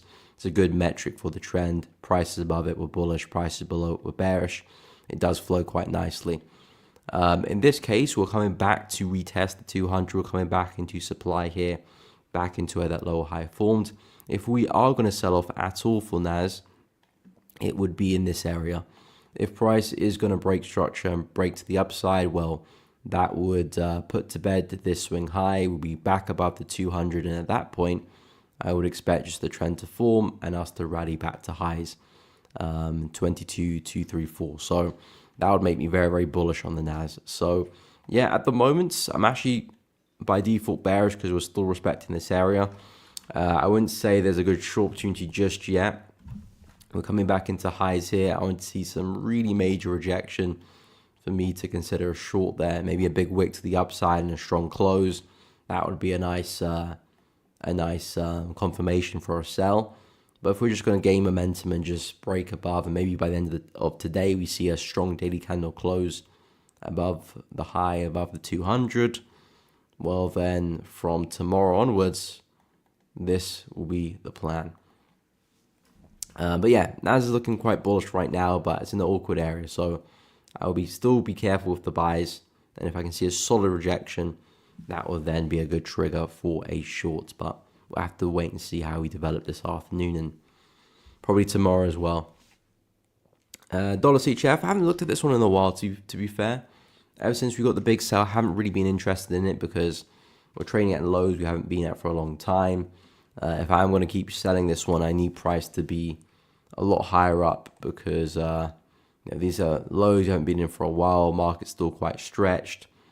This is not the area which I want to be holding on to any shorts for the long term for dollar CHF. So I do want price to push up a bit so I can form a lower high and come back down again.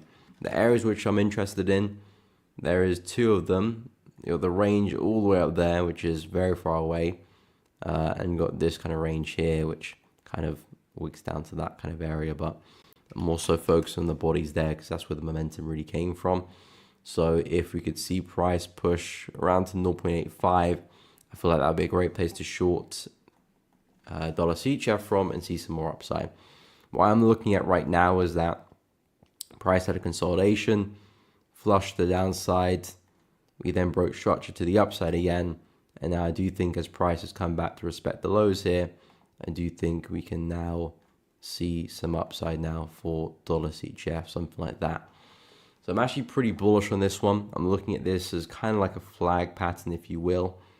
So there's your impulse, there's your correction. Now I'm expecting the continuation of the flag and a lot more upside off the basis of that. So as long as price doesn't start breaking support here, I do feel that 0.85 will be met in the next coming days there for dollar CHF. So I'm pretty bullish on this one, looking for a lot more upside. But again, it's purely as a pullback because I do think the bigger move for dollar CHF is still very much to the downside. I think in the next few months, we could be talking about price back down at all-time lows. Still quite far away, but not that far away. So I do think eventually we'll be back here, but we'll have to wait and see. So yeah, that's kind of where I'm at with dollar CHF. We'll take a look at Aussie dollar next, and then we'll go through pound USD intraday and the DXY as well. So yeah, Aussie dollar, you said to buy from 0.62. I can second that, to be honest. I'm looking a little bit higher up, but if we get to 0.62, I think that's still a solid place for a buy. 0.62 is around here, coming into this low here. I think that's a solid place. I'm also looking around basically anywhere between 0.63 and 0.62 for a buy. Anywhere in this area, I think that's a smart place for a buy. The market right now looks like it's really fatiguing. I've talked about this ascending channel and how it represents that the market is tiring. So I do think Aussie dollar is likely to break a lot lower. Then that will give you the opportunity, hopefully, to find some entries and take Aussie back to the upside. Because the way I see it is that we've had a massive impulse down. Price recovered that and now even broke structure to the upside. So now I'm looking for the first kind of major high low in this bullish move to form and then the continuation. And that's the move I want to trade. So yeah, I can definitely back the bias there. I think anywhere between 0.63 and 0.62 looks great for a buy. Just, of course, need to wait for price to get there, see how we react and things, and find some entries. But things look good. Taking some buys and targets back at the high, 0.65, and hopefully beyond that as well. So yeah, I definitely second that Pavinator. Pound USD intraday. So I'm just going to go to the 15 really for the intraday. Get rid of the 200 there. So yeah, for the 50-minute chart, not looking great, to be honest. Again, when I mean market's not looking great, I just mean it's not moving well as in a clear direction to the market. If there is no clear direction, more difficult to find a trade, for at least the way I trade anyway. But yeah, with pound USD on the higher time frames, I'm looking for price to drop. As for the 15, I can see that price has come back into some support here. We're bouncing off that level. Again, if you have a short bias, I probably would like to see another rally to the upside. Something similar to what we had over here, because we are being pretty consistent with these low highs right now. And perhaps another push back into some resistance could be a nice place for a short again. And another push back into support there. So another push up for another lower high. Continuing what we've been doing over here. See a rejection of that, coming back into resistance there as well. That looks to me like a nice place for a short, because at least you can get a sensible place for a stop loss. Still targeting lows there, so risk to reward looks pretty good. And of course, you've got that trend line confidence with those lower highs, so you would expect another low high here to form. If price was starting to break to the upside and take out this high, well, would scrap that bias there. But by no means would this be the opportunity which I get the most excited about. There is some structure here which we're looking to follow, but conditions are very, very flat. So pound USD, again, doesn't look great along with euro. I think this one looks marginally better just because there's some structure we can look to follow here. But again, still doesn't look great. But yeah, pound USD, I do think we are going to break through support here at some point. But first, we need that retracement to get a decent buy-in. And then we can focus on the continuation of that and perhaps a break of support.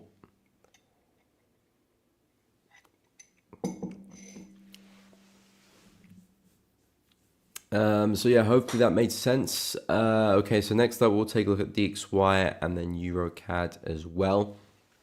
So DXY, as I mentioned, so yeah, DXY, as I mentioned, trading at these major lows here on the left. So I do think price is in desperate need of a pullback here for the dollar. We've had a massive sell-off for the past few weeks. And you can see we're just kind of leaving wicks to the downside here. So it's a clear sign that the market is tiring. And you know, if that's the case, if the market is tiring, it's going to pull back up to find some more sellers before continuing. So expecting that retracement to happen over the next few days. In terms of where it could happen to, well, first area of interest, 101.5. Second area of interest, 103.5. So that's the areas I want price to push towards before I start looking to buy the dollar again. In terms of the current price action, there's not a lot to do. I'll kind of just chalk this up to consolidation minus this fake out here to the bottom here. But if you kind of ignore that happening, price has just been in this range since the low of 11th of April, which is almost dating back a month now. It's the 8th of May. So it's almost been a month where we've just been completely flat. So there hasn't been much momentum for the dollar except that move there, which is just proven to be a bit of a fake out here. So I'm expecting us to break to the upside because of where we're trading, major lows, we're overextended. I do think price will break to the upside, but an opportunity for the dollar could be something like this, a strong candlestick break in the high, perhaps some retest shortly afterwards. That's probably something you could look for in terms of an opportunity. Because anything inside the range, I would pretty much stay away, to be honest. I wouldn't look for anything in here. The best opportunity I can find right now for the DXY is a break of the range, a retest, and a continuation. And then yeah, hopefully from that we can find some pullbacks to enter and then take price back to lows. So yeah, that's really where I'm at with the dollar.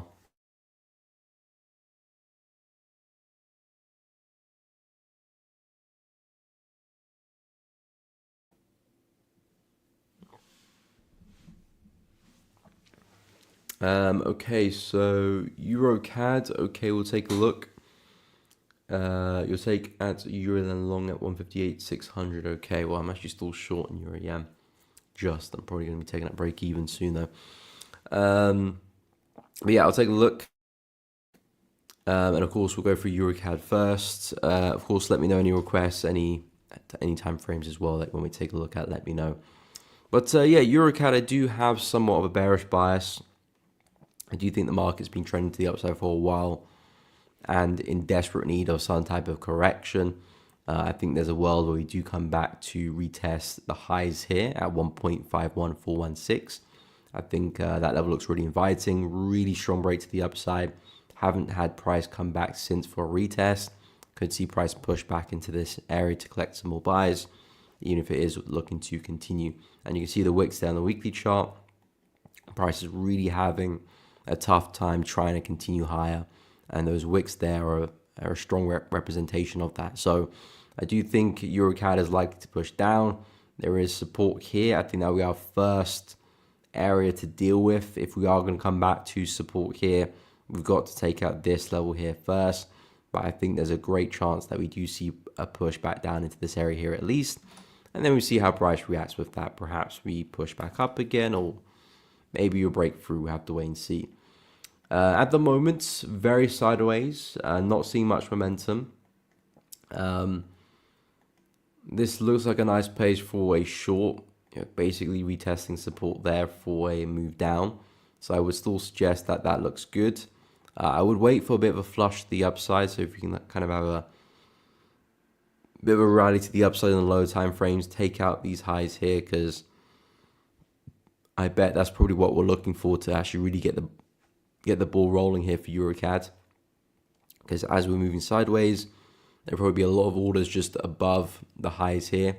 If you could flush into that, also respect the support, turn resistance level well too, that could then be the catalyst to actually get us rolling to the downside. So I am pretty short bias.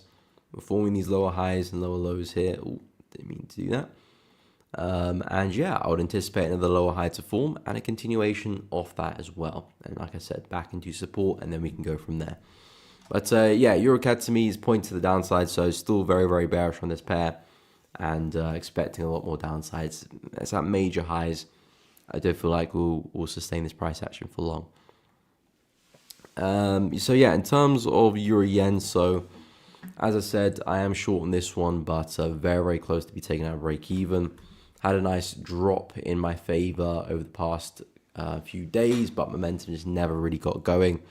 We respected support there. We took out the lows, which is why I went to break even, because we had a break of structure in my favor. So I removed the risk to zero, with the expectation that we could still really drop to the downside. If we are going to continue this bearish structure, the risk is definitely worth the reward. But now that we have taken structure, I don't want now this position to become losing when I'm already seeing, intent in my favor. But of course, yen's been pretty strong since we last spoke. We had a really strong push to the upside. So yeah, a big push there. You talked about some longs from 158.600 for Euro Yen.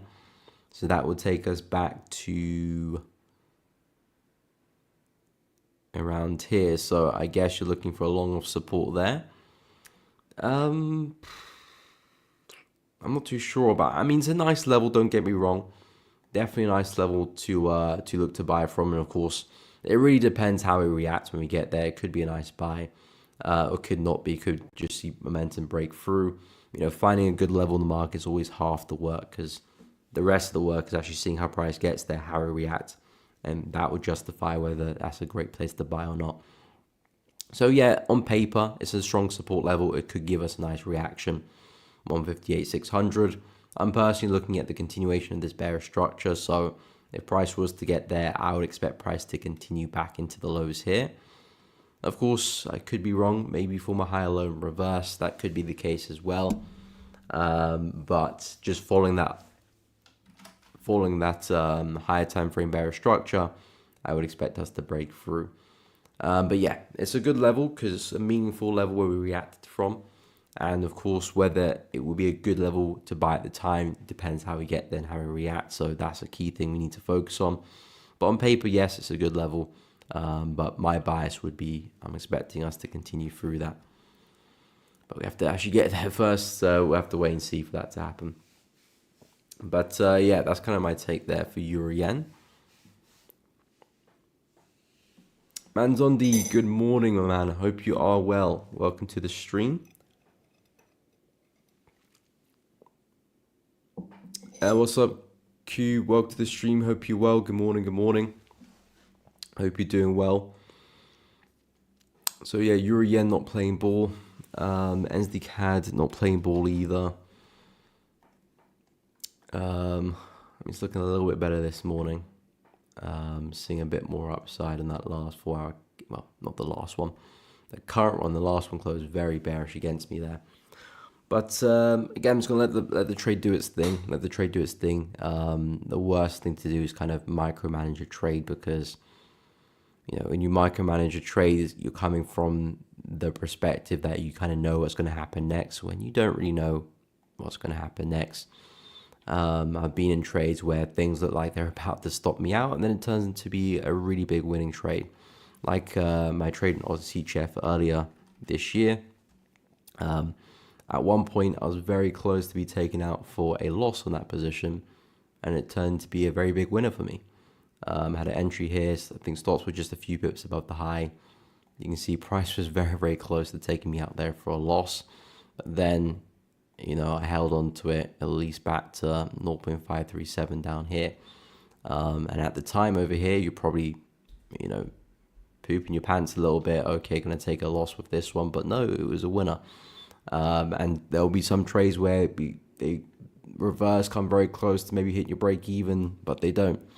And of course, don't get me wrong, there'll be trades that do hit break even, do hit stop loss, of course. But the key thing I'm trying to get at is that you don't know which ones they are going to be. So you don't want to micromanage trades too much. You want to manage trades, of course, but from the perspective of you don't know what's going to happen, and you want to be systematic with it. As in, if you have a set rule that, okay, if this happens, I go to break even, or if this happens, I close the trade. If you have that rule set in place, you're not really making up things as you go along. Because normally in your position, that's when you're the most emotional. You know, typically when you don't have a trade open, you're not going to be that emotional in the market. Maybe you're missing out on a move and that makes you a little bit emotional. Yeah, I can understand that. But you're going to be the most emotional when you're in a trade, because you're going to be seeing floating profit up and down. That's when you're going to be your most vulnerable. So at that time I think that's the most important time to actually have set rules, because I'm a big fan of discretion, thinking on the spot. You know, having a trading style, but being able to be flexible with that style, and change things up with the market conditions. I'm a big fan of that.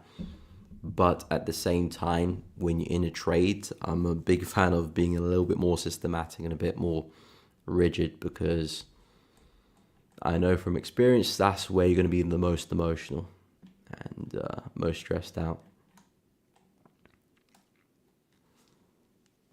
I appreciate it, Dima. Good to hear. If you guys are enjoying the stream, by the way, please be sure to drop a like, subscribe to the channel, hit the bell. That does really help out. And of course, check out the Discord channel as well. Completely free to join. Links in the description to that. Chat with other traders, chat with myself. I share ideas there as well. So if you're looking to join, go check it out. Links in the description. But glad to hear that, Dima. If you guys are enjoying the stream, please be sure to drop a like. Helps get the content out there. And yeah, it does really help out. So I do really appreciate that. But yeah, in terms of the pairs I'm looking at, there's not a lot in terms of right now, probably apart from Aussie CHF, because it's basically come back to my entry. So this one is something I'm going to consider in terms of some buys again. Just looking for entries in this area, take it back up. New Zealand CHF, again, not too far away. I'm just going to choose one of them. I'm not going to trade them both, because they'll probably do the same thing. But yeah, if we can get back to support, that would be great. And I'll see if I can find an entry to take it back up again. Yeah. And that's about it, really. Of course, New Zealand CAD, I'm still just about in that position. I'll let the market do its thing. Euro Yen, still in that position, just about. But again, going to let the market do its thing there. Maybe it does drop in my favor. But it's most likely going to take me up for break even. Anyway, I'll probably still look for a re-entry for Euro Yen, to be honest. If it does push back into the highs, I'll see what we can do. Things look good. I will take another entry. If not, if we just fly to the upside and break the highs here on the left, well, that will be me scrapping that bearish bias for now for Euro Yen.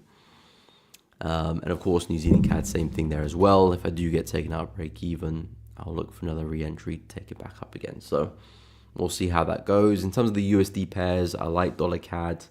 But that's still a long way away from an entry. Manzon, did you have any good tutorials on? I don't trade FVGs, Manzondi. It is not a tool in my toolkit. I don't trade. I focus primarily on support and resistance. I do look at supply and demand as well. So areas of consolidation which give us really sharp moves of momentum. I do like trading from those areas as well, but my main focus has always been support and resistance. I don't look at FVGs. And again, my biggest tip is, whatever style you look to trade with, that's what you want to improve and get better with. You don't want to be all over the shop, learning a bit of this, learning a bit of that. It's not going to do any good. You don't need to be the smartest person in the room to make a profit in the market. You can make twice as much money being the most disciplined versus the smartest.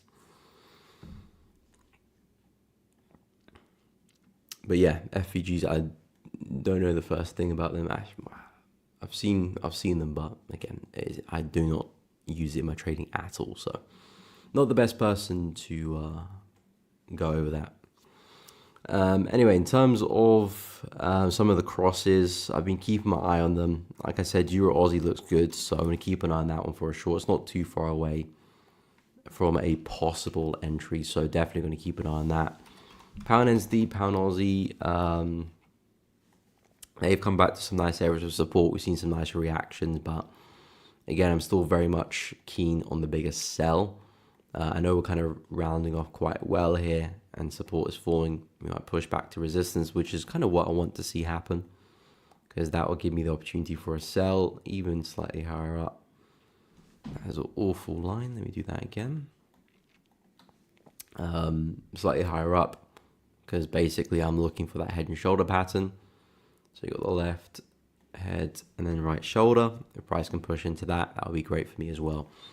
So Pound NZD, I still do see a big drop for this one. I feel like the trend is going to be hitting a brick wall soon. It might have already done that. So the plan is, can I find an entry to get in on a lower high and just continuing to take that lower, hopefully. But at the moment, still respecting support. We came back into a nice area here on the left.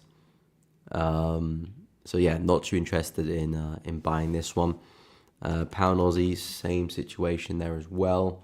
I do think, again, this trend is going to hit an end soon. And again, it's not just because the market is overextended. That is a big reason, but another even bigger reason is where we're trading. Price has taken out some major highs on the weekly, monthly chart, dating back to COVID here. We've taken out some COVID highs. We had a big flush to the upside and price came straight back down. I think there's a greater chance that we do see a bigger retracement rather than us just continuing like nothing just happened. Now, again, the bigger move for Pound Aussie could still well be more upside and a bigger trend, and maybe we're going to push back to highs here. That still well could be the case, but I would expect us to have a bigger retracement first, perhaps into that level or this level, before we do continue. So that's why I do like the shorts, because I can take advantage of that retracement and then maybe take advantage of the buys again. You're looking at two big moves there. So yeah, that's what I'm kind of interested in for Pound NZD, Pound Aussie as well. Like I said, Euro Aussie looks the best. Euro NZD looks okay, but again, I think Euro Aussie looks a lot better. I would expect us to come back into resistance down here at 1.86. I feel like that is a place for us to get to as well for a nice buy. But in the meantime, I think there's some nice sells to be had on the way down. As we approach resistance here, I think, again, that looks like a nice place to short from 1.925, 1.92.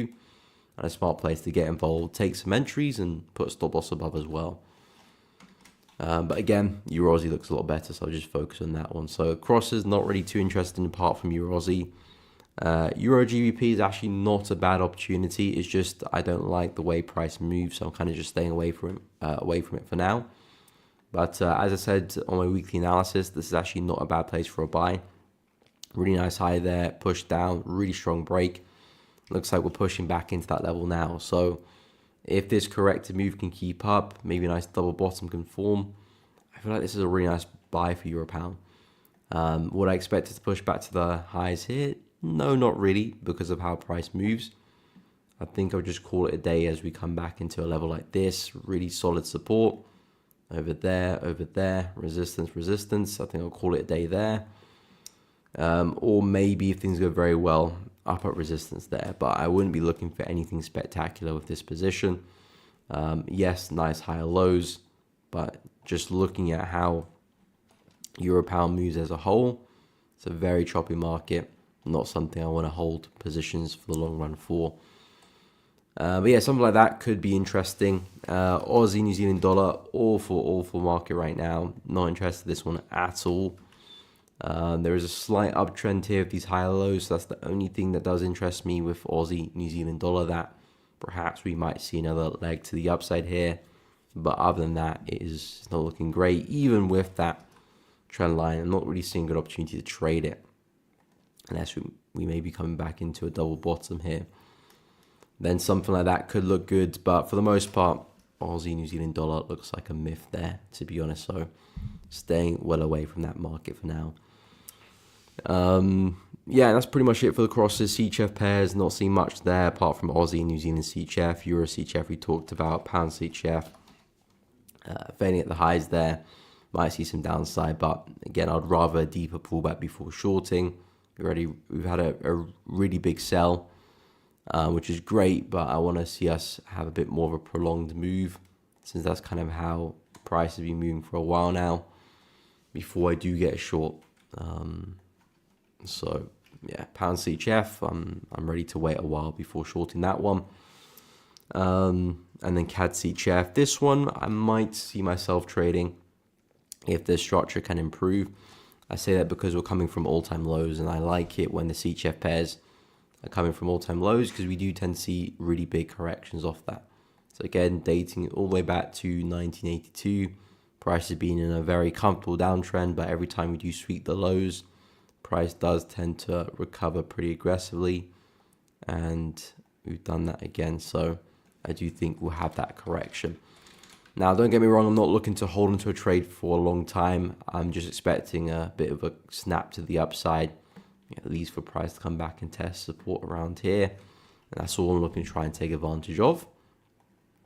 And for me to get that trade, I think a solid breakout of this consolidation, a retest, another higher low, could be enough to get me into a position there.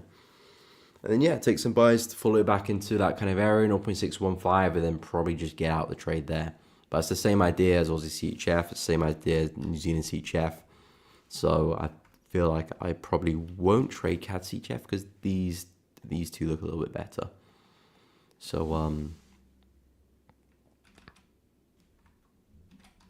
I would just rather focus on those two and just focus on getting entries there. So yeah, New Zealand CHF is probably the closest one for re-entry, along with Aussie CHF. I'll just wait for them to actually develop before doing anything. But there's not a lot for me to do with my current positions other than just manage them. And by manage, there's not a lot for me to do. I've already moved stop loss to break even. That is my management. Pretty much done. So now it's just up to the market to either take me out of break even or reverse in my direction. And of course, I'll keep an eye on these other pairs as well. USD pairs are still a long way away from give me an entry, so I don't really have to set any alerts for them just yet, because I don't expect any opportunities, at least for today anyway. But in terms of the news, we do have the Bank of England interest rate decision coming up. I'm not in any pound pairs or looking to get involved in any pound pairs, apart from no. I mean, pound USD, sure, but that's just nowhere near an area for a buy. So, yeah, I'm not really interested in pound at the moment. But, of course, we'll see what happens with the Bank of England. Anyone in any positions regarding pound probably needs to keep an eye on that. Whether that means going break even or closing some of the position or getting out of the trade altogether, or just being aware of it, because sometimes the Bank of England interest rate doesn't really cause too much movement as well, especially if you got a big stop loss, like you're trading in the 4-hour chart. You got like a stop loss 50, 60 pips plus, should be all right. Of course, if you're like on a 5-minute chart, well, I would be a bit more worried about that. Anyway, later this afternoon, we've got jobless claims at 1:30. For USD, we'll see what that impact has in the market. I'm still looking for USD strength. I'm not too sure if we'll see more of that this afternoon, but I do want to see more of that from a price action standpoint of things. And then going into Friday, we've got nothing really in the morning, to be honest. Nothing of significance. And then in the afternoon, we've got CAD unemployment rate. That could be interesting. I am trading New Zealand CAD, so that's something I want to keep an eye on. But yeah, apart from that, that's about it for tomorrow. Just CAD unemployment rate, which is expected to go up, which is not good for CAD, but good for my trade. As if CAD's weak, that will help out New Zealand CAD to the upside. So we'll see what happens with that one tomorrow. But yeah, at the moment we've got Bank of England coming up. Like I said, not in any pound pairs or really looking to trade any pound pairs at the moment. So nothing really to get too excited about for myself anyway. But we'll flick over to pound, see what pound does. We've got about 2.5 minutes before the news comes out. Do I trade gold? Yes, I do trade gold. I haven't traded in a while, but I do trade gold. If there's a good opportunity, fits the plan, I will take it 100%.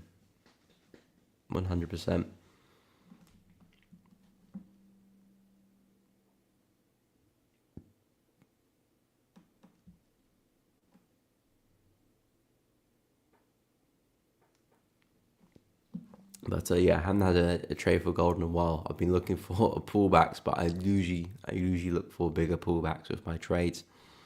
And that's the story of gold. Hasn't been any bigger pullbacks for a while. There was one, but it's just very sharp and difficult to take. So yeah, have been. Pound USD is dropping pretty hard right now. Looks like we're seeing a little bit of movement prior to the news there. Things are getting excited. Let's get pound yen on at the same time as well. Oh, it's a different color there.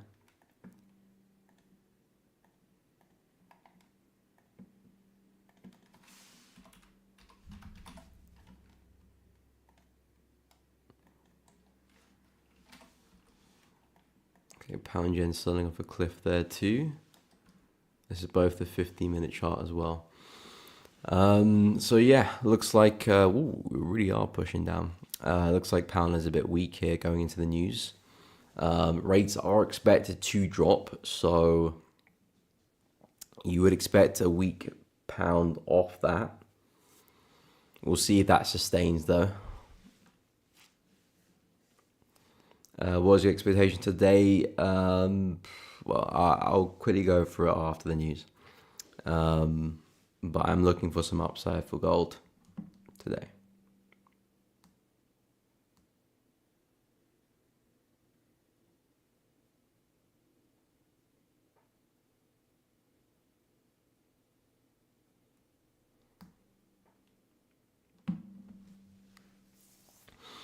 Okay, we've got about 20 seconds left before the news comes out. Rates are expected to go down for Bank of England, 4.5 to 4.25. So inherently should see a weak pound off that.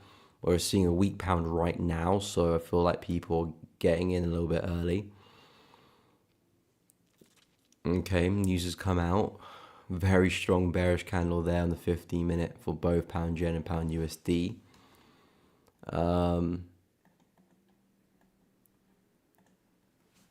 Let's see how the news continues.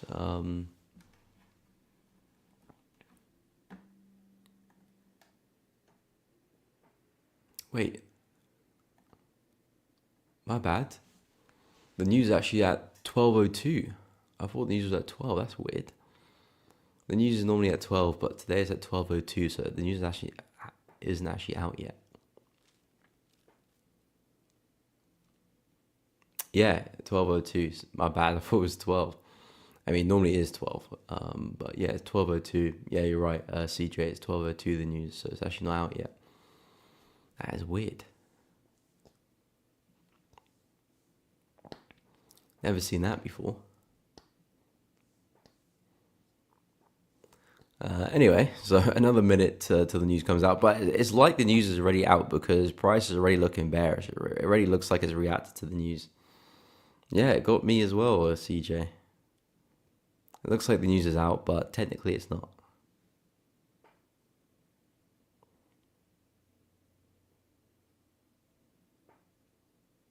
Is anyone trading any pound pairs at the moment? Okay, we are pushing down pretty hard right now. Again, you would expect to see a weak pound off the news. But trading is not that simple. It's not simple as in, okay, rates are dropping, that's just everyone short. If it was, it would be a lot better. But unfortunately, that's not the case. But yeah, they're both looking pretty bearish right now.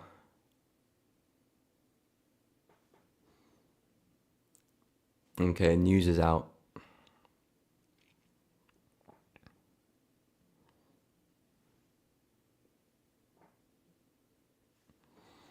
Okay, massive spike to the downside. We flipped bullish.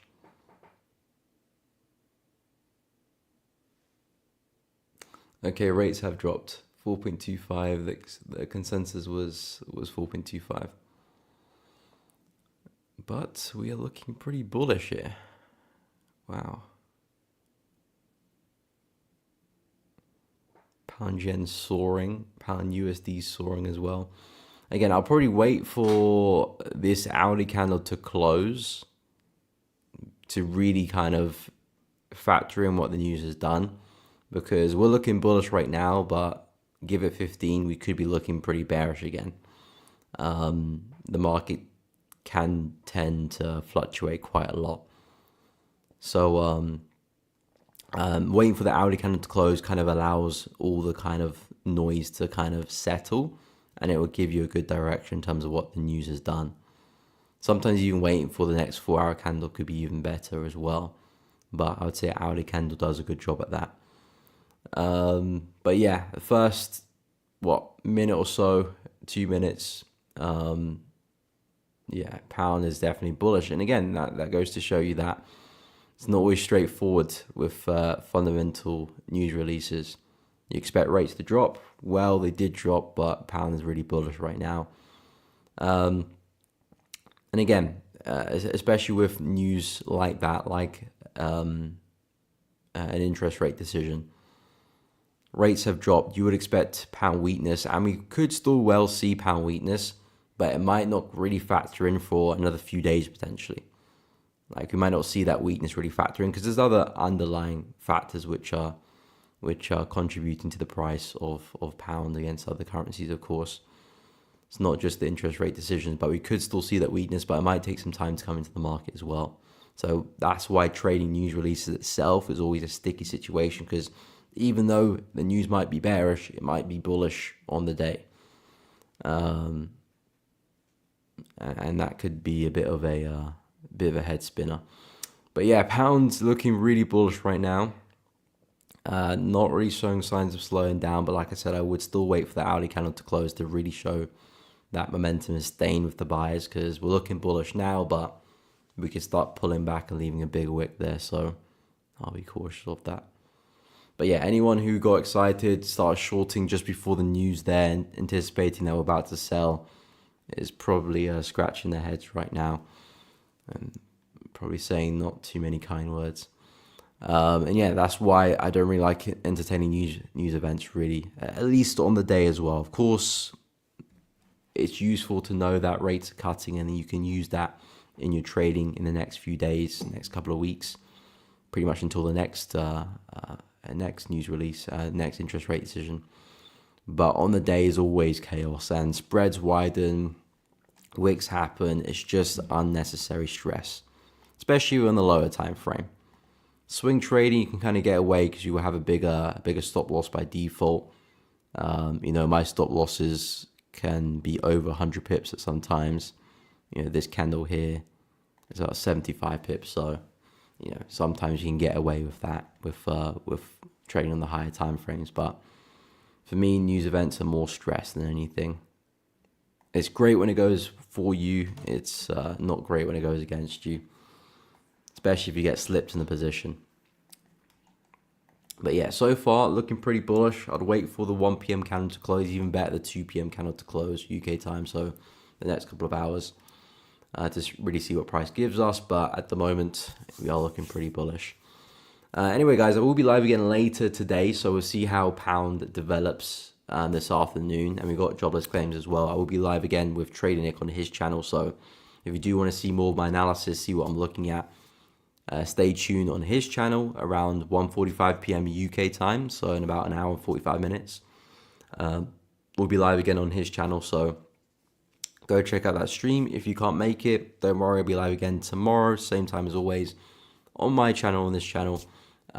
Same time as always, 10 a.m. to 12 p.m. UK time tomorrow, Friday, in the morning. So if you're available, tune in, come say hi, let's see what's happening in the charts together. But again, guys, really appreciate you tuning in.